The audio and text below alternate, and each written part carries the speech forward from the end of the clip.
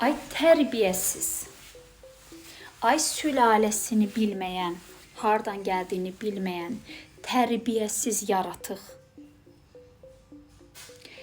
Mənim hansısa ağacda gəzdiyimi görübsünüz. Burada deyərlər ki, üzr istəyirəm. Siz bilirsiniz, sizin kimi insanlar ən nalayiq, ən iyrənc söyüşlərə layiqsiniz. Hərdən düşünürəm ki, mən söyüşə qarşıyam.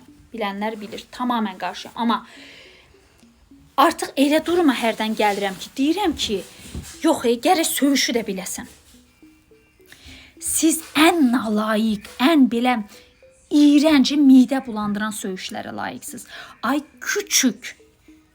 küçük, sizin ananızla gəzmişdim, hə?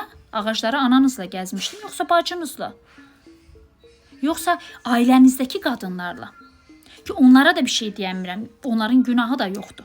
Amma layiqsiz. Sizin kimi küçük, mənim kimi qadına, heç bilmədən, tanımadan bir söz deyirsə ki, mən bilirsiniz, mən belə yorumlara, kommentariyalara, şərhlərə fikir verən birisi deyiləm, bilirsiniz.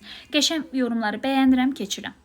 Amma mənim qızıma söz deyirsinizsə, lazım olsa üzr istəyirəm ifadəmə görə, kökünüzü kəsərəm, eləyərəm də. Çünki mənim kimi bir qadın ki, illərdir üzr istəyirəm, həcidir, məcidir, odur, nədir?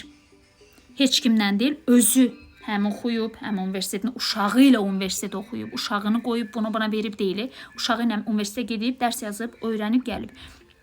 İşləyib, oxuyub, uşağını böyüdüb. Mən ona görə gecə-gündüz işləyirəm, hələ də dərsdəyəm. Mən gecə-gündüz işləyirəm, yeri gələn zaman buluram, gedirəm, yeni təhsillər alıram, yeni məktəblərə qeydiyyat oluram ki, nələr öyrənə bilərəm. Mən uşağımı necə düzgün böyüdə bilərəm. İllərdir xaricdə yaşamışam, amma ona rağmen yenə öz düzgünlüyümü pozmamışam. Mən ona görə eləmişəm, hansısa bir nəslini, nəcabətini tanımayan, hansısa bir üzr istəyirəm, kişi görünümlü, amma aciz yaratıq. Qadın da demirəm, qadınlara hakaret olar. Hansısa bir küçük gəlib mənim əxlaqıma söz eləsin, mənim balama söz eləsin. Hə? Mən qız uşağım var deyə həyatıma birini salmıram. Üzr istəyirəm, ondan göz qaş eləmirəm. Ay küçük. Ay tərbiyəsiz. Ananızla getmişdim. Bax burada deyərlər, sənin ananla getmişdim mən ağacları gəzməyə. Mən əslində belə mesaja bunlara cavab verməyəcəkdim. Amma belə iyrənc yaratıqlar, belə burada yazıb sonra özəl mesajlarda tanış ola bilərik. Belə eləyən tərbiyəsiz, sülənən it. Mənim qızıma söz deyirsiniz, siz qızı budaq. Mənim hansı ağacda gəzdiyimi görübsən, ay küçük, sənin nəslində mənim qədər oxuyan, işləyən, namusu ilə yaşayan bir qadın yoxdur. Rəqs eləyirəm, əcəb eləyirəm, yenə eləyəcəm. Mən belə uyğun görürəm. Mən ağlımı işlədən bir qadınam. Mən bir adım atanda 10 dəfə, 100 dəfə, 1000 dəfə düşünürəm ki, doğru mu, yanlış mı? Mənim qız uşağım var. Şortik geyinirəm, yaxşı eləyirəm. Demək ki, belə uyğun görürəm. Harda necə geyindiyimi, necə danışdığımı, necə hərəkət etdiyimi bilən bir qadınam. Onun bunun hesabını indiyə qədər yaşamamışam. Bax, gecə saat 11-dir, mən hələ dərs verirəm. Kimsəyə möhtac olmayayım deyə. Mən ona görə yaşamışam ki, sənin kimi hansısa bir sülənən it gəlib mənim uşağıma, mənim böyütdüyüm gecə-gündüz heç öz atasına belə ağız açmıram, aliment almıram ondan. Gəlib mənim balamı, mənim təmiz balama.